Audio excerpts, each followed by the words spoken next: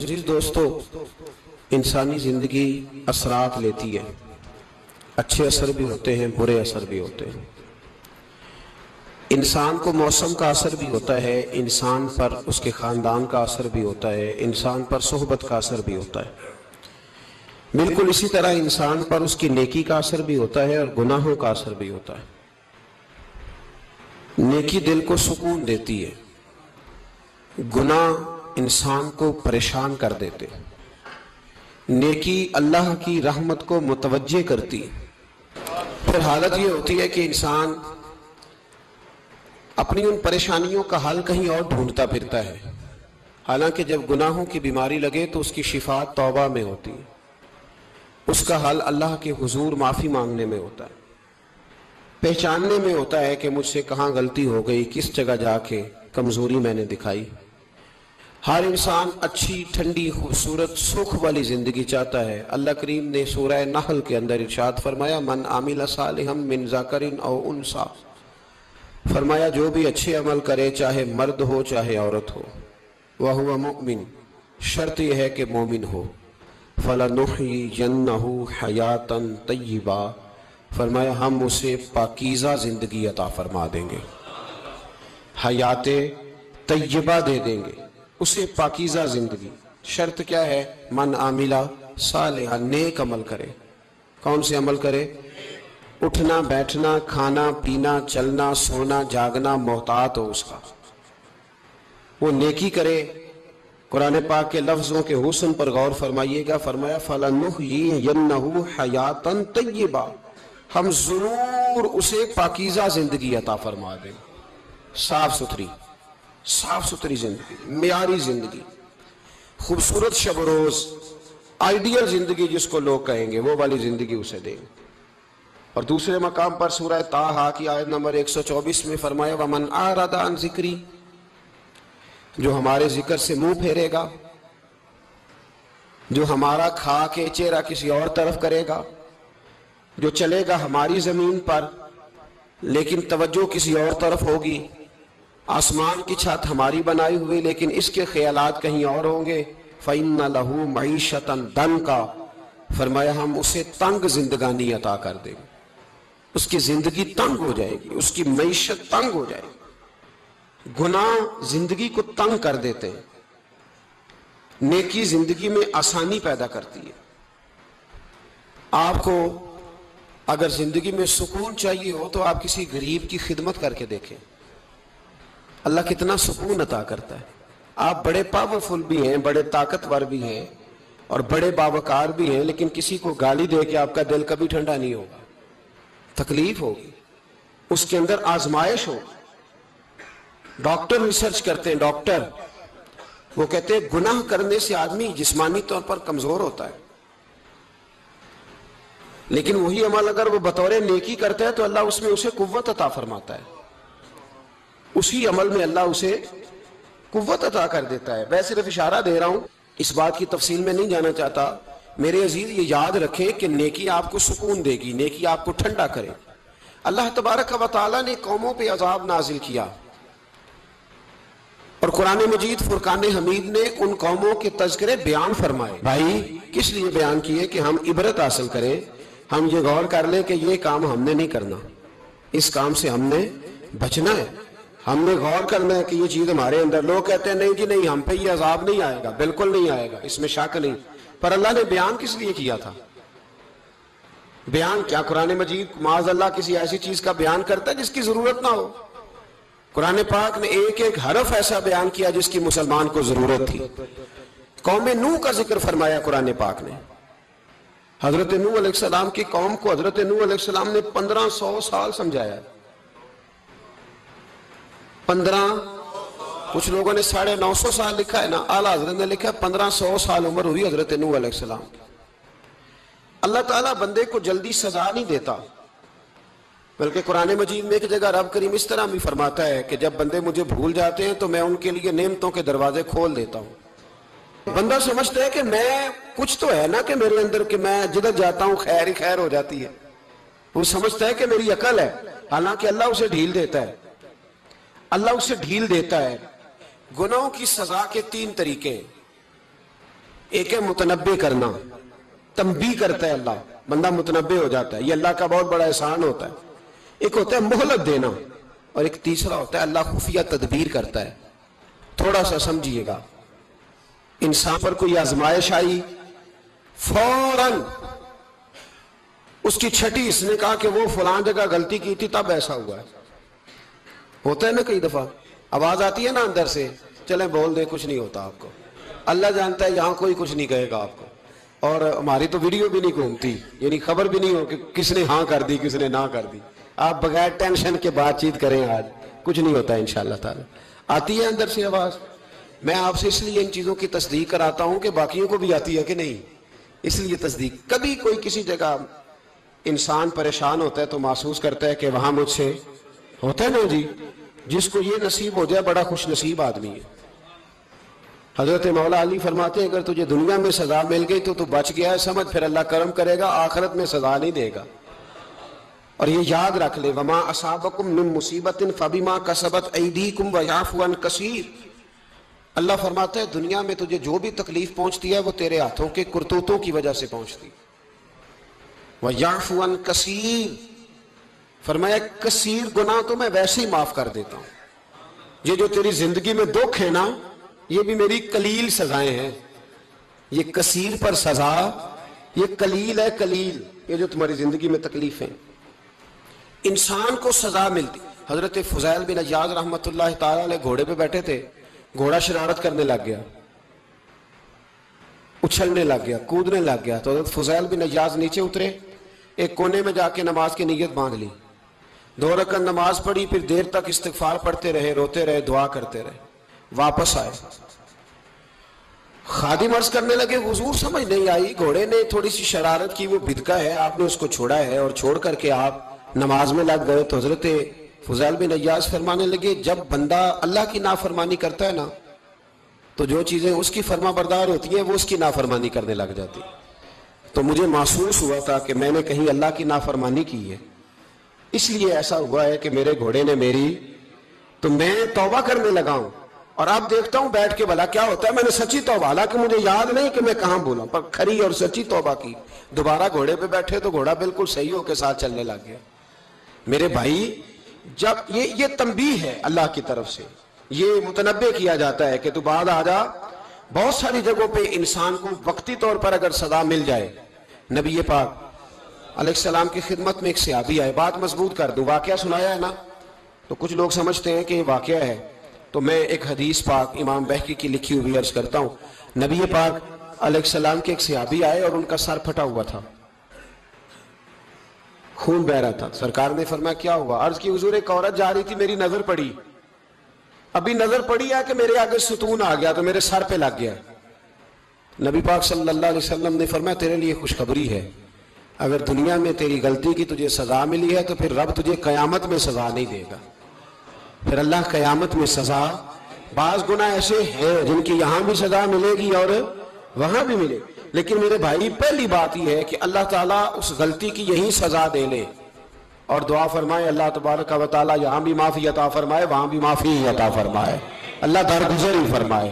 لیکن میرے بھائی ایک تو یہ سزا، ایک سزا یہ ہوتی ہے کہ انسان جب گناہ کرنے لگتا ہے تو اللہ نعمتوں کے دروازے کھولتا ہے، مہلت دیتا ہے۔ 500 سال تک فرعون کو مہلت دی، کتنے؟ یہاں جو 5 سال حکومت کر لیتا ہے وہ کہتا ہے سب سے قابل میں ہی ہوں، مجھے مہلت جو ملی ہوئی ہے۔ 500 سال مہلت دی اللہ تعالیٰ نے، اور فرعون کی قوم پر پتہ عذاب کس طرح کیا آئے تھے؟ ٹڈیاں مسلط کر دی اللہ نے۔ یہ گھومتی نہیں چھوٹی سی، ہم اپنی زبان میں اس کو کچھ لوگ مختلف ناموں سے یاد کرتے ہیں، کوئی مکڑی کہتا ہے، کوئی کچھ کہتا ہے، مسلط کر دی، جاتی نہیں۔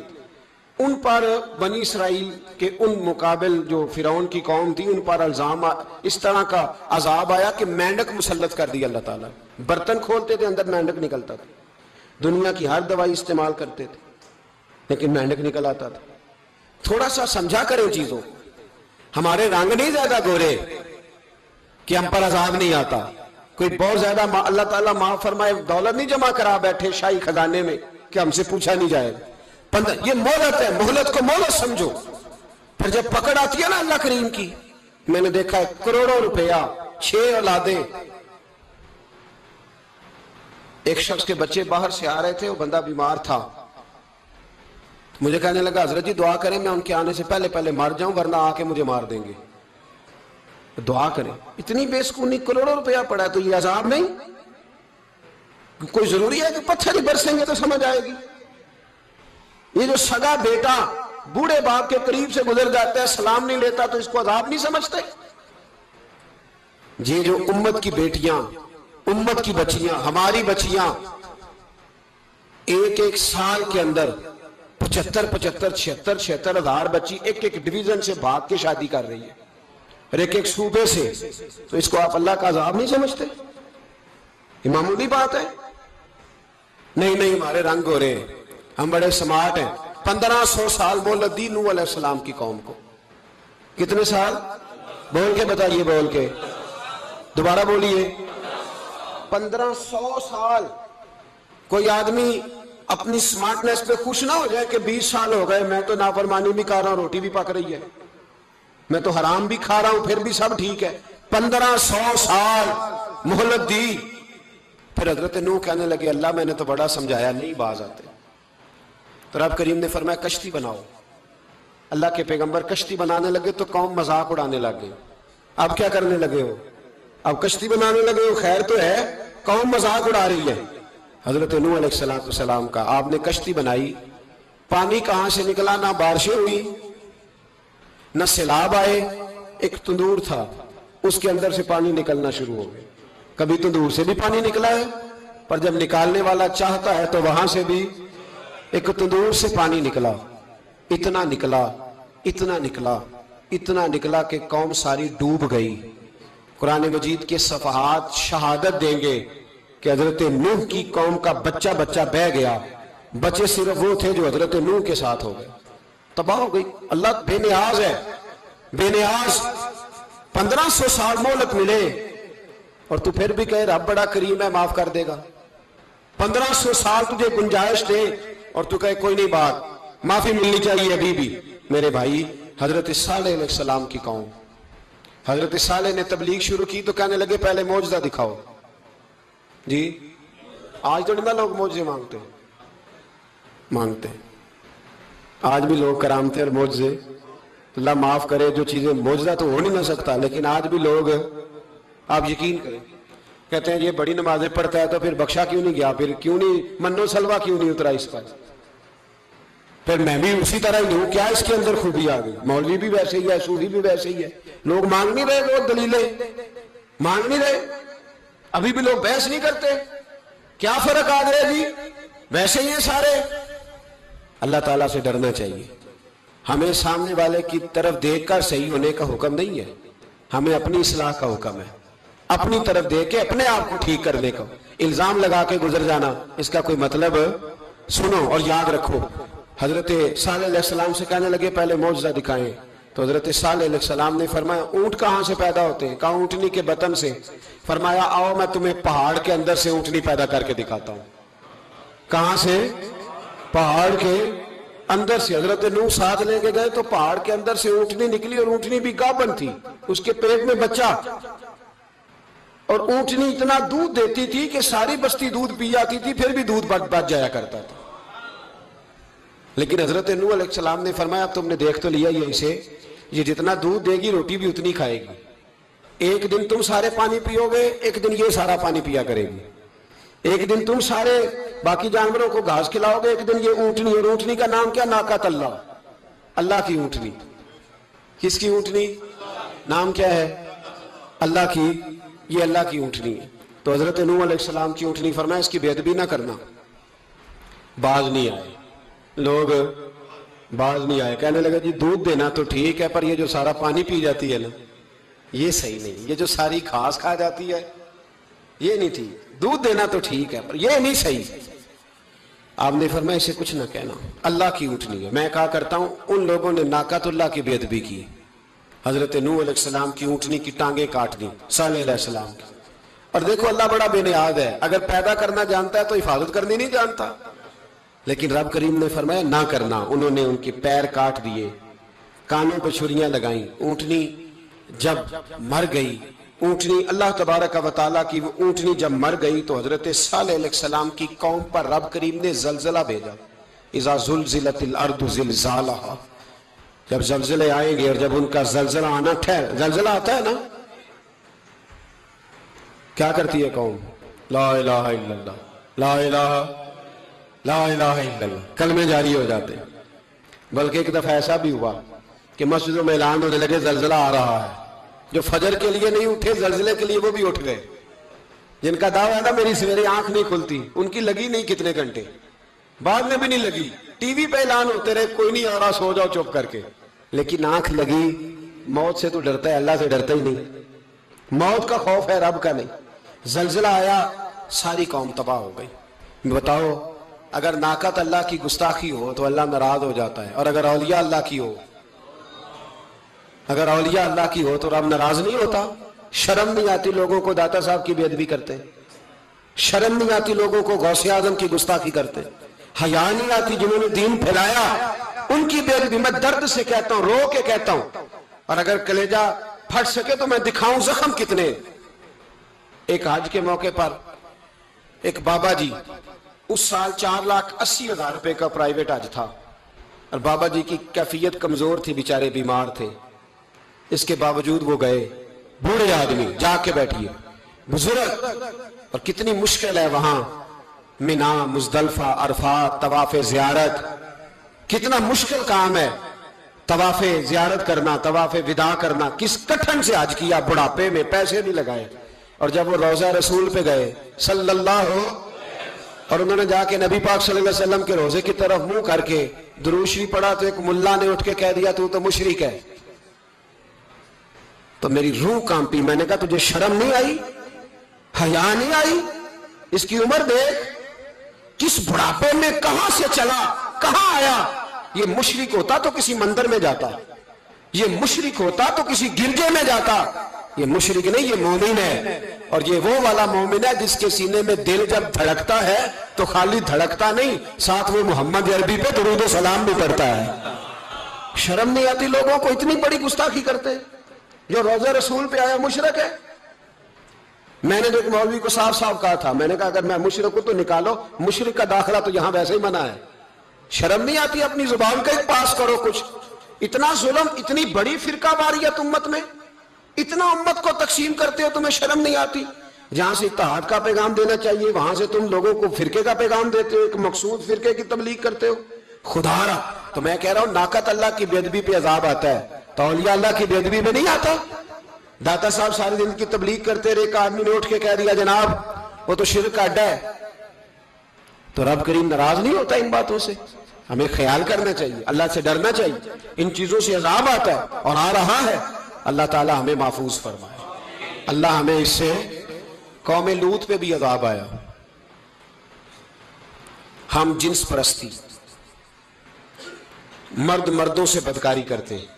حضرت نوح نے سمجھایا کہ یہ کام درست، فطرت کے خلاف ہے، یہ کام درست نہیں.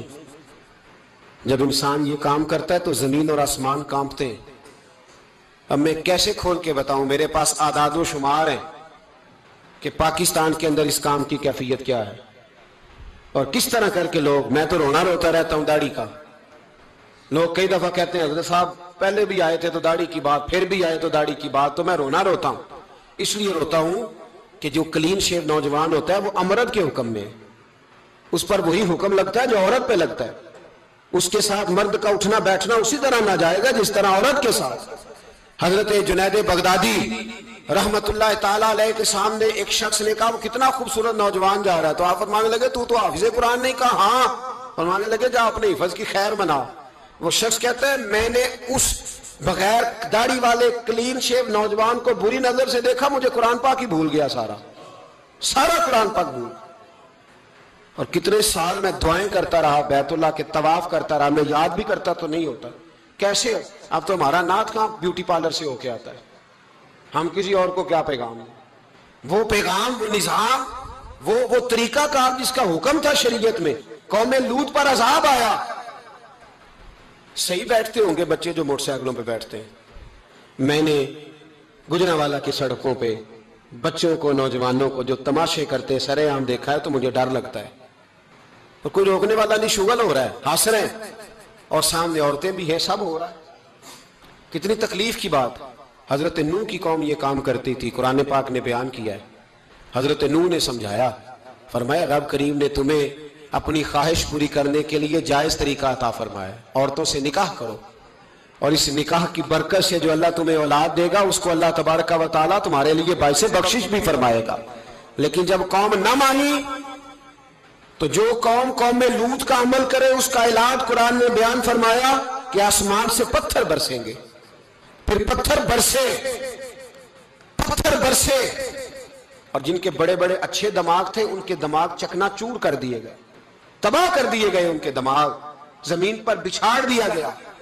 اللہ مہلت دیتا ہے، لیکن اس کا مطلب یہ نہیں کہ انسان توبہ ہی نہ کرے۔ حضرت شعیب علیہ السلام کی قوم پر بھی عذاب آیا، اس لیے کہ بددیانتی کرتی تھی، ناپ تول میں کمی کرتی تھی۔ میں نے کہا تھا شب قدر کی رات کہ یہ کوئی تماشا ہے کہ شب رات آئی تو ساری رات روتے رہے، یا اللہ معاف کر دے، یا اللہ معاف کر دے، رو رو کے چیخے مار مار روئے۔ شب قدر آئی تو پھر چیخے ماری، ساری رات روئے۔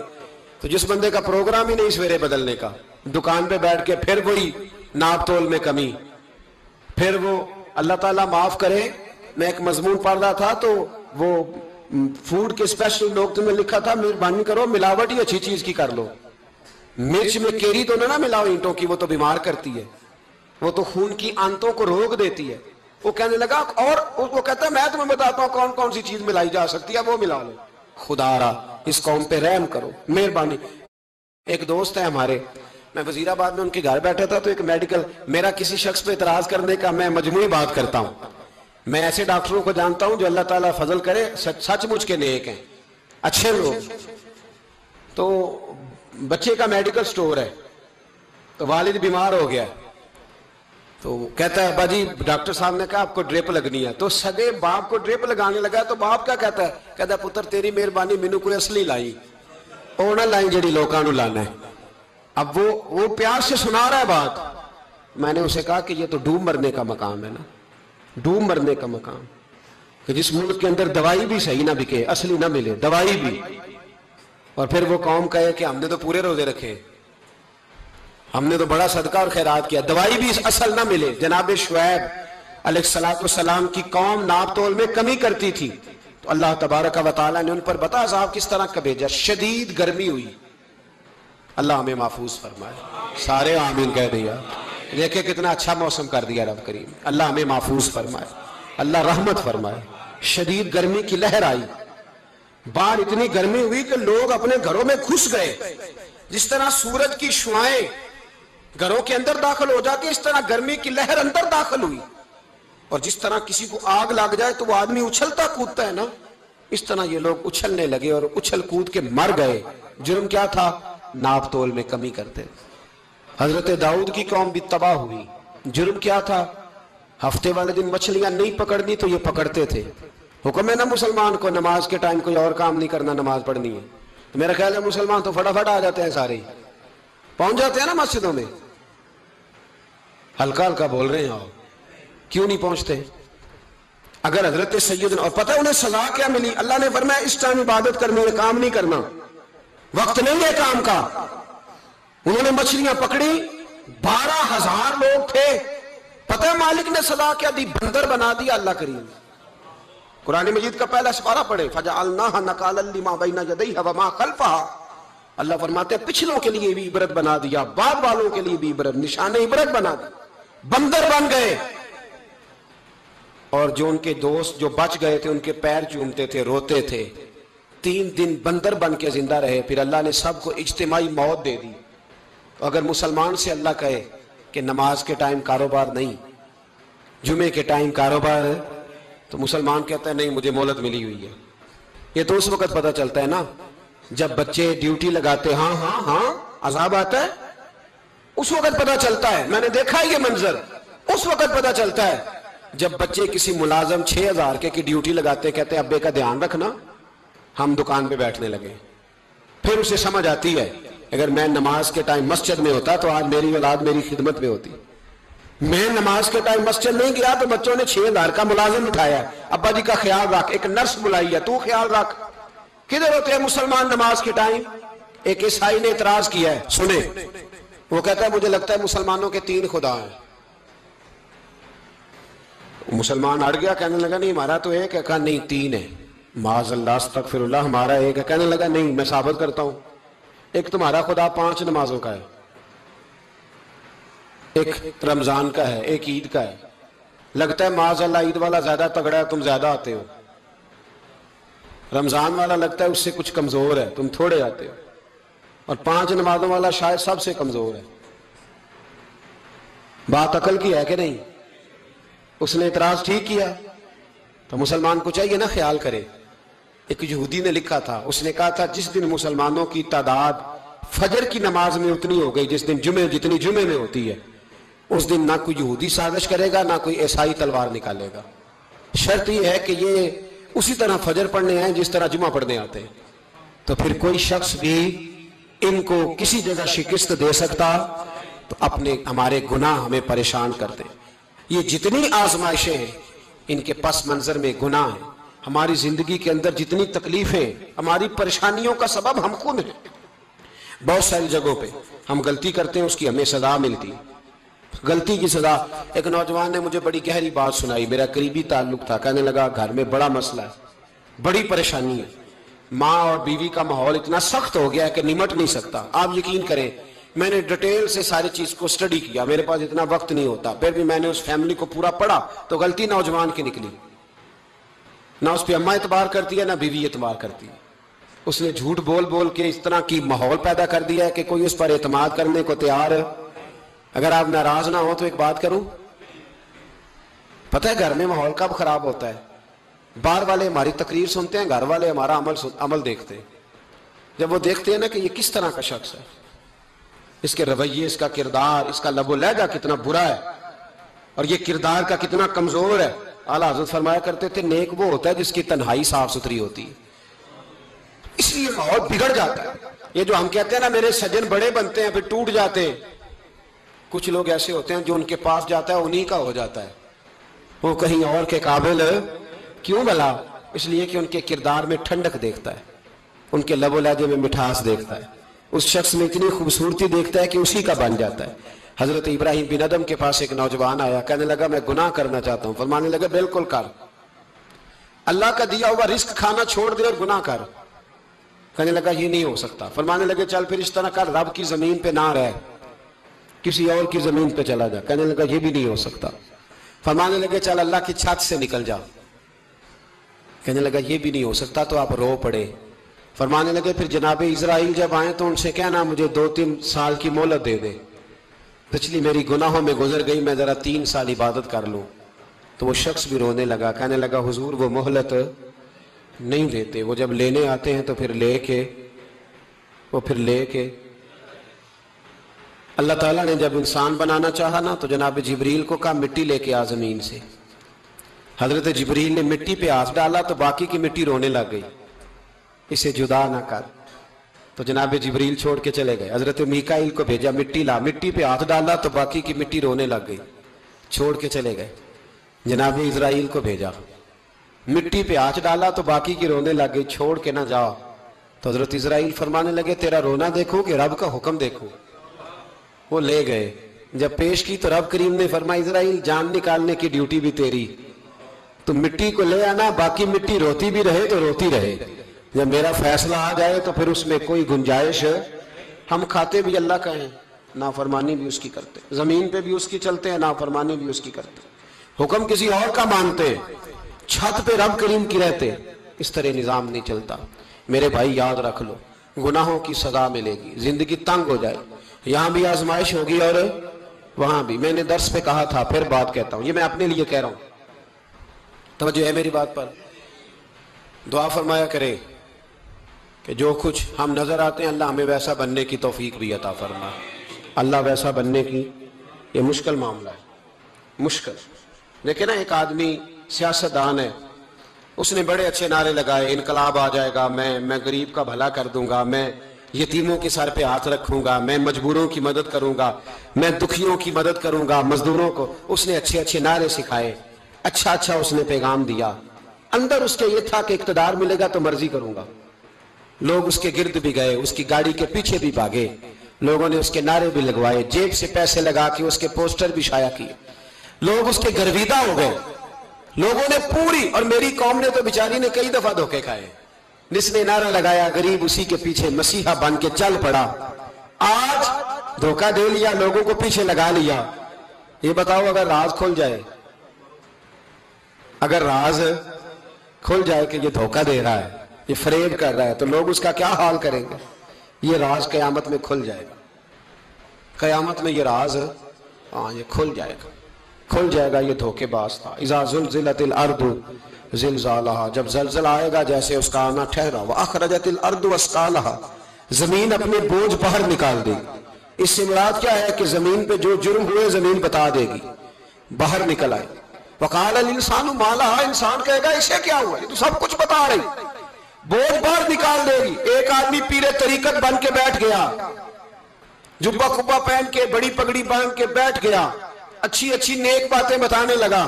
लोग उसकी दस्तबोसी करने लगे, हाथ चूमने लगे, पीछे लग गए, खिदमत करने लगे, जेब से नजराना देने लगे। उसके नाम पर लोग अपनी जेब से लंगर पकाने लगे, खानका की खिदमत होने लगी। मेहमान उसके आते, नौकरी कोई और करता। मैंने कहा था शायद अपने लिए कह रहा हूं। ड्यूटियां लोग करने लगे, हालात बदलने लगे, लेकिन उसके अंदर तो चोर था, वो तो दुकानदार था। तो यहां जो उसके पीछे लगे थे वो तो सच्चे थे, उन्हें तो अजर मिलेगा। लेकिन उसका जब राज खुलेगा तो बड़ी रुसवाई होगी। उसका जब राज खुलेगा तो बड़ी, एक मेरी तरह का दीनदार था, जो चेहरे का तो नेक था, अंदर पता नहीं क्या कुछ था। एक तवायफ गुजर रही थी, उसने उसको तबलीग कर दी। कहने लगा बस कर दे, सियानी बन जा। तो किसी दानिश्वर ने लिखा है, उसने बड़ा सख्त जवाब दिया उस औरत ने। कहने लगी बाबा, मैं तो जो हूं वो नजर भी आ रही हूं, तू बता जो तू नजर आता है वो तू है कि नहीं। उस बंदे ने चीख मारी और बेहोश होकर गिर पड़ा। तो लोगों ने कहा बाबा, आज किसी सूफी का कलाम सुना है जो बेहोश हो गया? तो उसने कहा नहीं, आज तवाइफ की बात सुनी है, तवाइफ की।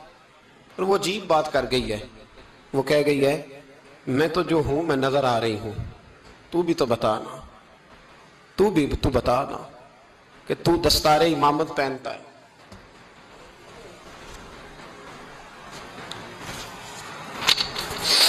तू बता, तू जो कहलाता है तू वो है कि नहीं। ये वकाल अल इंसानु माला, ये राज कयामत में खुलेगा। हम जो कुछ बता रहे हैं ना अपनी जुबानों से, हमें अपने गुनाहों का एहसास होना चाहिए। ऐसा ना हो कि जब सजा मिले तो फिर इस तरह की मिले कि दोबारा किसी को कोई मुंह दिखाने के काबिल न रहे। मेरे भाई याद रखें और समझें, गुनाह इंसान की जिंदगी को तंग करते हैं। मेरे नबी पाक अलैहिस्सलाम ने फरमाया, जब तू झूठ बोलता है तो तेरे फरिश्ते किरामन कातिबीन साइड पे होके खड़े हो जाते हैं। जब तू जिना करता है तो तेरे अंदर से ईमान निकल जाता है। और नबी पाक अलैहिस्सलाम ने फरमाया, जब मेरी कौम में नाइंसाफी आम हो जाएगी तो कत्ल भी आम हो जाएगा। और सुन लो, लिख लेना ये हदीस दिल की तख्ती पर। नबी पाक अलैहिस्सलाम ने फरमाया, जब मेरी कौम में बेहयाई और बदकारी आम हो जाएगी तो दो सजाएं अल्लाह देगा। एक तो जवान मौतें आएंगी, जवान बच्चे कुछ भी नहीं देखा चलेगा। और दूसरी सजा अल्लाह ये देगा कि ऐसी बीमारियां आएंगी जिनका इलाज नहीं मिलेगा, ऐसे अमराज फूट पड़ेंगे। अगरचे मैं आपको ऐसी तकरीर भी सुना सकता था जिस पे आप बहुत ज्यादा महजूज होते, पर मैंने इस जुमे में ऐसा मौजू चुना है जिसका हमें खास जरूरत है। भाई देखे तो सही, कहीं ऐसा तो नहीं कि हम उन ऐबों में मुब्तला हैं। मेरे नबी करीम अलैहिस्सलाम ने फरमाया, जब तुम नेकी का हुक्म देना और बुराई से मना करना छोड़ दोगे, फिर अल्लाह तुम पर जालिम हुक्मरान मुसल्लत करेगा। और अगले लफ्ज उससे भी ज्यादा सख्त हैं। महबूब फरमाने लगे, फिर तुम्हारी नेक लोग दुआएं भी करेंगे तो अल्लाह वक्ती तौर पर उनकी दुआओं को भी कबूल नहीं फरमाएगा, इसलिए कि तुम लोगों ने नेकी का हुक्म देना और भलाई से रोकना छोड़ दिया। अजीजों याद रखो, जब गुनाह आम होते तो फिर हालात बदलते और लोगों को सजा मिलती है उनके गुनाहों की। बल्कि यहां तक लिखा है कि नीयत खराब हो तो सजा शुरू हो जाती। क्या खराब हो, बोलिएगा? नीयत भी खराब हो तो सजा। हजरत रूमी कहते हैं کہ ایک بادشاہ کو پتہ چل گیا کہ ایک آدمی نے بڑا اچھا باغ لگایا ہے، خوبصورت باغ ہے، مالٹے کا، کنوں کا باغ، بڑا پیارا۔ بادشاہ نے کہا ذرا جا کے دیکھتا ہوں۔ بادشاہ سلامت باغ دیکھنے آئے تو اب وہ مزدور آدمی تھا، عام آدمی تھا جس نے باغ لگایا، کسان تھا، اس کو کہا کہ چند کنوں توڑ کے لایا تو بڑے پیارے لگے، ایک دو اور لایا، کھائے، بڑے میٹھے، بڑے پیارے، بڑے توانا، بڑا مزہ آیا۔ تو بادشاہ کے دل میں خیال آیا کہ اس پہ قبضہ نہ کر لوں باغ پہ۔ ہمارے ہاں نا کرائے پہ دکان دیتا نا مالک، تو جب کسی غریب کی چل جاتی ہے کہتا ہے تو خالی کر، میں نے خود ڈالنی ہے، چل گئی نا اس کی۔ حالانکہ رزق اپنے اپنے نصیب کا ہے، رزق اپنے اپنے نصیب کا ہے، جس کو اللہ تعالیٰ چاہتا ہے عطا کرتا ہے۔ تو اس کو کہا کہ اور توڑ کے لا، اور دل میں خیال ہے کہ یار اتنا اچھا باغ ہے، قبضہ کر لیتے ہیں، ہماری حکومتیں قبضہ کر لیتی ہیں کہ جو چیز اچھی لگ جائے۔ اب وہ کسان 2-3 کنوں توڑ کے لایا، اس نے کھائے تو کھٹے نکلے، ترش تھے۔ کہنے لگا تجھے کیا ہو گیا ہے؟ تو بندہ بڑا صاحب دل تھا، کہنے لگا میں تو ٹھیک ہوں، آپ اپنی نیت سے پوچھیں کہیں خراب تو نہیں ہو گئی۔ تو کنوں میں بھی اس کا اثر آ گیا ہے، اپنی نیت، تو نیتیں بگڑ جائیں نا، نیتیں۔ اب ایک بات کہنے لگا ہوں، غور سے سننا، جب تک دو بھائی اکٹھے کاروبار کرتے ہیں، نیت ہوتی ہے کہ ہمارا گھر چلے گا، تب تک اللہ برکت دیتا ہے۔ اور جب اپنی اپنی جیبیں سمیٹنے لگ جاتے ہیں نا کہ یہ میرا 5,000 ہے، آج میں گیا تھا اگرائی کرنے، یہ میرا 10,000 ہے، آج میں نے زیادہ کی، جب وہ ٹٹولنے لگتے ہیں پھر اس دکان سے بھی برکت اٹھ جاتی ہے، پھر وہاں سے بھی برکت چلی جاتی ہے۔ فَإِنَّ لَهُ مَعِيشَةً ضَنْكَ، فرمایا جب تو میں منہ پھیر لیتا ہے پھر تیری زندگی اللہ تنگ کر دیتا، پھر وہاں سے بھی برکت، خوبصورتی، اثر اٹھ جاتا ہے۔ ایک سنار نے گلی میں ایک یتیم چھوٹے سے بچے کو گھومتے دیکھا تو سنار بے اولاد تھا، بچے کو اٹھا کے گھر لے آیا، 18 سال اس بچے کی پرورش کی، اس کو پالا پوسا، جوان کیا۔ سنار کے پاس وہ دکان پہ چلا جاتا، وہ کئی دفعہ دکان پہ رہتا، کئی دفعہ گھر میں رہتا۔ ایک دفعہ وہ دکان پہ تھا، بچہ گھر تھا، 18 سال کا جوان، اس کی بیوی اکیلی تھی۔ وہ جس نے ماں بن کے پالا تھا اس نے اسی پہ حملہ کر دیا، اس کا بازو بری نیت سے تھاما، بیوی چیخی۔ تھوڑی دیر گزری تو وہ نوجوان پیروں میں بیٹھ گیا، کہنے لگا اماں پتہ نہیں مجھے کیا ہوا۔ شام کو سنار آیا، بیوی چیخنے لگی، چلانے لگی، کہنے لگی آج عجیب بات ہوئی، جس کو میں نے جگر کا خون دے دے کے پالا اسی نے گندی نظر ڈالی۔ سنار محو حیرت ہے، بیوی کا خیال تھا کہ لاٹھ اٹھائے گا، ڈنڈا اٹھائے گا، نوجوان کو مارے گا، لیکن وہ رونے لگ گیا۔ اس نے کہا آج اس نے میرا بازو تھاما ہے، جانے کیا کیا ہے؟ پریشان ہونے لگ گیا، سجدے میں گر گیا، کہا تو بتاتا کیوں نہیں؟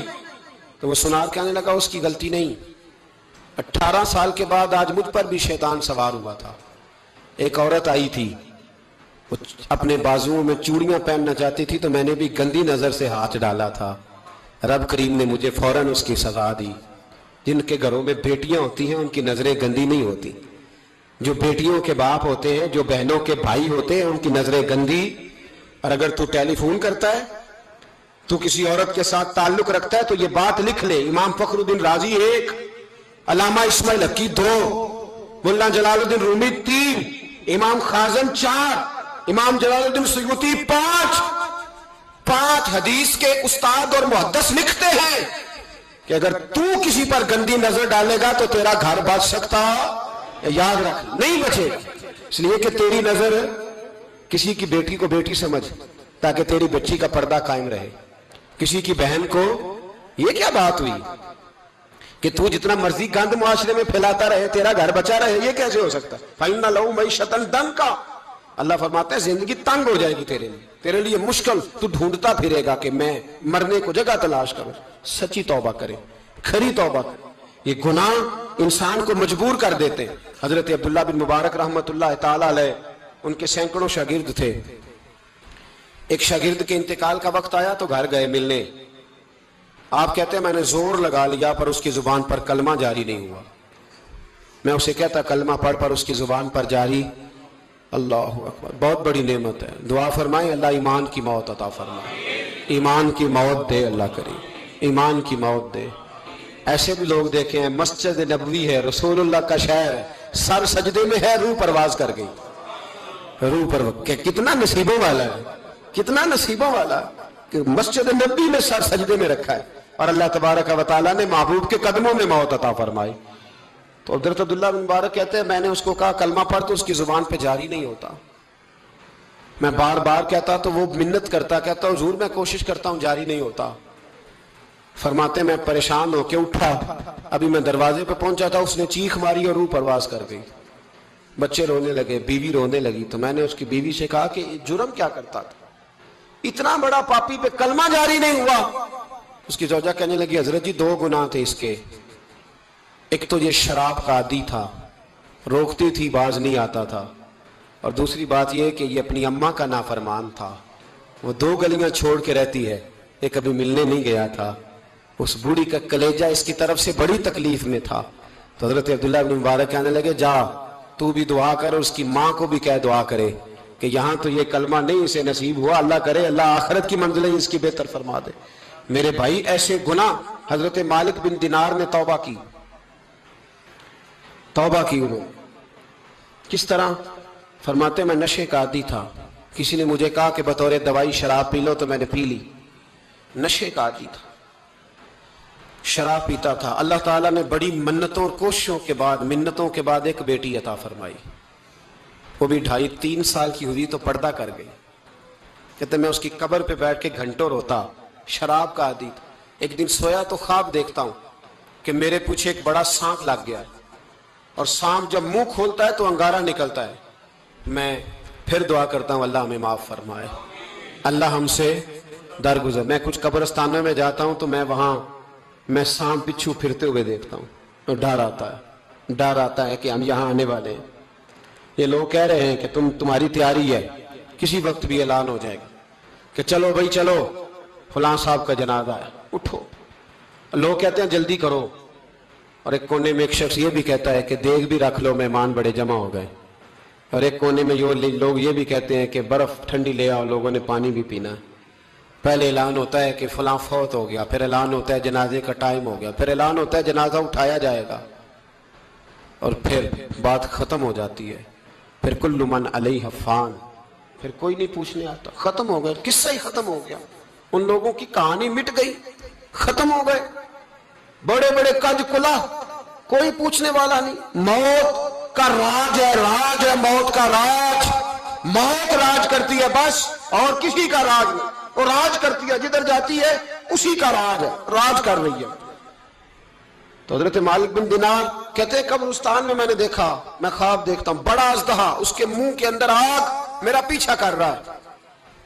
کہتے ہیں میں خواب دیکھ رہا ہوں، میں دوڑا، لیکن وہ اژدہا جب میں دوڑا تو میرے آگے آ کے کھڑا ہو گیا۔ میں مشرق کو دوڑا تو وہاں بھی آ گیا، مغرب کو دوڑا تو وہاں بھی آ گیا۔ جناب مالک بن دینار کہتے ہیں ایک بوڑھا شخص کمزور مجھے بچانے آیا، پر اس اژدہا نے پھونک ماری تو وہ بوڑھا آدمی دور جا گرا۔ کہتے میں چیختا تھا، چلاتا تھا، ایک پہاڑی پہ میں بھاگا گیا تو وہاں مجھے میری بیٹی ملی، مجھے فوت ہو گئی۔ وہ اس اژدہے کے آگے اس نے یوں ہاتھ کیا تو اژدہا پیچھے بھاگ گیا۔ میں نے بیٹی کو گود میں اٹھایا، میں نے کہا بیٹی یہ کون تھا؟ کہنے لگی ابا یہ تیرا برا عمل تھا، یہ تیرا برا عمل تھا، یہ تجھے کھا جاتا اگر میں نہ ہوتی۔ تو کہا یہ بوڑھا جو مجھے بچانے آیا یہ کون تھا؟ کہا یہ تیرا اچھا عمل تھا، پر کمزور بڑا تھا، تھوڑا تھا، یہ تیرے برے عمل کا مقابلہ کرنے کی ہمت نہیں رکھتا تھا۔ حضرت مالک بن دینار کہتے ہیں میری بیٹی نے خواب میں میری داڑھی پکڑ لی اور کہنے لگی ابا میں چاہتی ہوں تو صحیح ہو جا، ایسا نہ ہو کہ پھر تیرے پیچھے یہ اژدہا لگ جائے۔ حضرت مالک بن دینار کہتے ہیں جب میں سو کے اٹھا تو میری داڑھی آنسوؤں سے بھری ہوئی تھی، پھر اس کے بعد میں نے توبہ کی، اس طرح کی توبہ کی کہ پھر میں نے کوشش کی کہ دوبارہ میں اپنے رب کی نافرمانی نہ کروں۔ حضرت عبداللہ ابن عباس فرماتے تھے جو دنیا میں ہنس ہنس کے گناہ کرتے ہیں نا، ہنس ہنس کے جھوٹ ہنس ہنس کے بولتے، ہنس ہنس کے لوگوں کی غیبت کرتے، فرمایا یہ جو تمہیں ہنس ہنس کے گناہ کرتے نظر آتے ہیں ان کا رونا قیامت میں دیکھا نہیں جائے، ان کے آنسو قیامت میں دیکھے نہیں جائے۔ جو ہنس ہنس کے گناہ کرتے یہ روئیں گے، فَلْيَضْحَكُوا قَلِيلًا وَلْيَبْكُوا كَثِيرًا، رب فرماتا ہے زیادہ رویا کرو، کم ہنسا کرو۔ نبی پاک علیہ السلام روتے تو صحابہ کہتے حضور آپ اتنا کیوں روتے ہیں؟ تو محبوب فرماتے جو میں جانتا ہوں وہ تم نہیں جانتے۔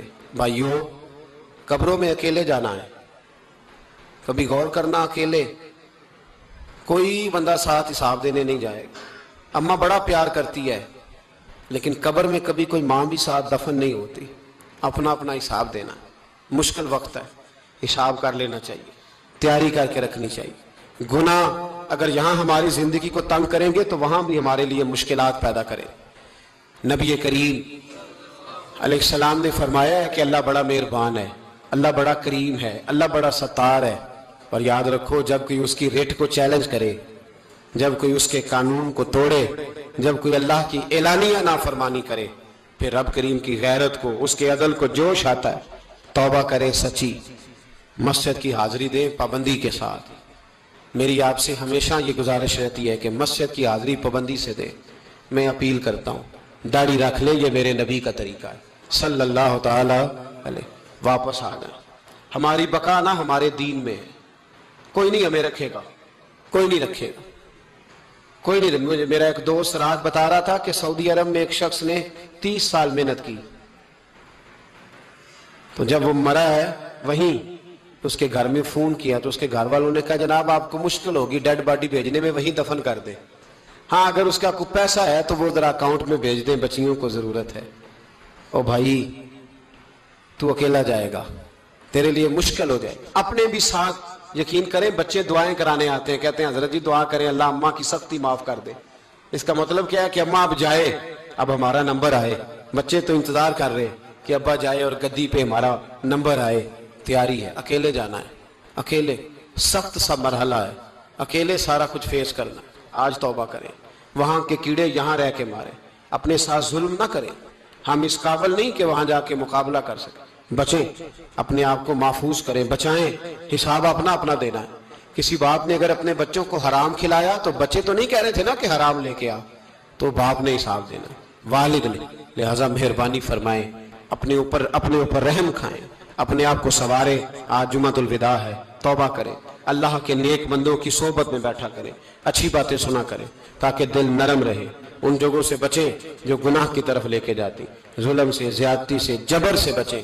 اپنے آپ کو اپنے رب کریم کی بارگاہ میں جھکا دیں، ہمارا کہیں اور گزارا نہیں، کوئی نہیں ہمیں پوچھے گا۔ اقبال رو پڑے آخری عمر میں، رو پڑے اور اللہ کی بارگاہ میں عرض کرنے لگے نہ جہاں میں کہیں بھی امان ملی، جو امان ملی تو کہاں ملی، میرے جرم خانہ خراب، تیرے عفو بندہ نواز میں۔